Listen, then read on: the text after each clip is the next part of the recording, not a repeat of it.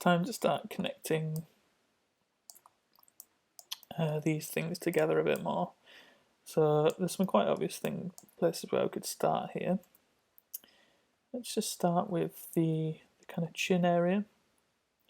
Again, it's up to you which tool you want to use here. I'm going to use the pen to poly just because I can do it one at a time. I mean, you can do bridge one at a time, but I just find it's a bit more controlled. So I'm just going to connect these three faces here. Now every time I do connect these, I'm going to go in and just fix the edge flow here. So what I mean by edge flow is the way these lines are flowing across the surface. I want to avoid things where there's a kind of real change in direction massively. So let's have a look for this one example. You can see this is going in and out and it doesn't really match everything else that's going on. Now you have to kind of look at these in both views here, in all views, the front and side. So let's just, we're just looking here at kind of finessing the lip, so we're getting this nice curved movement instead. Too extreme, but we're going to have to look in all the views at the edge flow. So it is a bit too crazy, so let's just bring that in a bit.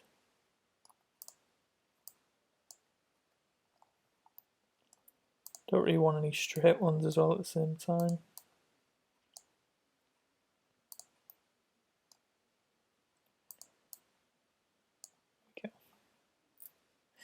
Okay, so what else can we start connecting?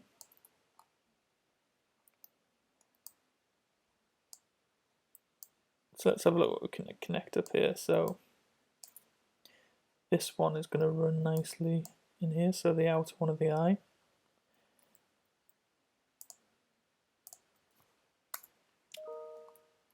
And I'm going to also connect this one. And now we've got a bit of a problem because we've run out. We've only got one there, and we've got 1, 2, 3 that need to go in. So what I'm going to have to do is just add a couple more in there. 2 more splits. And let's get the pen to poly tool back out.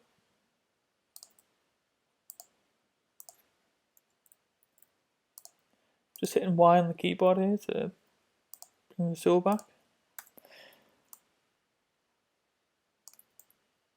And then we can see we need a bit of cleanup. So I've got a big dent in his head there, which means that this one needs to follow this eyebrow line, you see?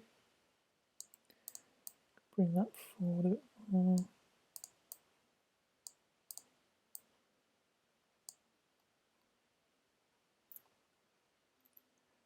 Let's take a look now. Great. So now I can really start to see my brow line in there, which is quite a big moment or change for me in this model, because now it's starting to look like it's come together.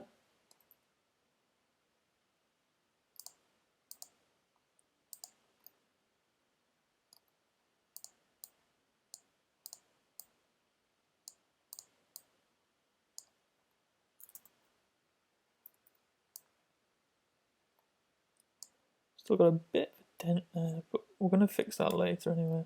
So let's move on to the cheek area now. Now I did mention earlier there was one that I wanted to make here. So I'll show you in the side view actually. I want to, instead of trying to connect these together, I want to extrude up there. I'll use the weld tool for this, weld that there. So now I've got a nice little polygon here. I can then run that to there. Let's start connecting them. So let's get the pen to poly again. I'm going to connect that to there. Got a nice face plane there. I've got this one to there.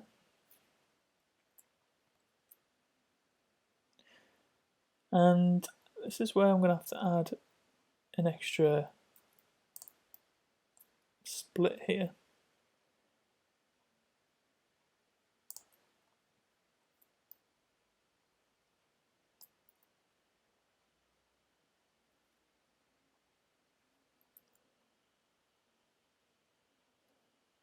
Now remember, this isn't the actual only way you can do this. If you come across on the internet as well, you'll find loads of different ways to model a head.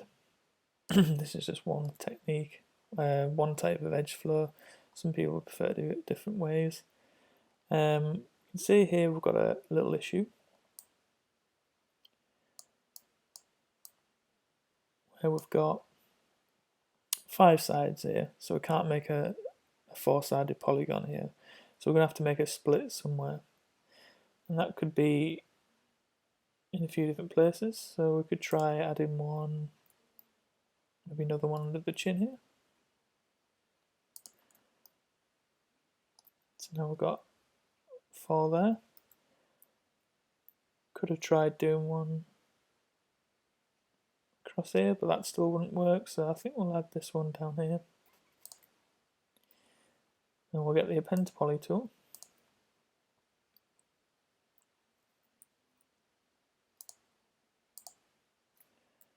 Hit that. So we get the Append Poly tool. Hit that there, and let's just finish that there. Great, so now we've kind of filled in all those gaps.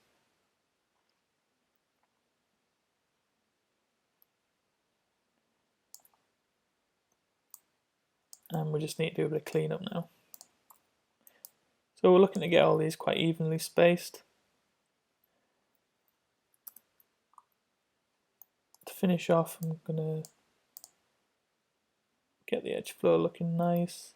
Make sure they're all spaced out evenly. And in the next part,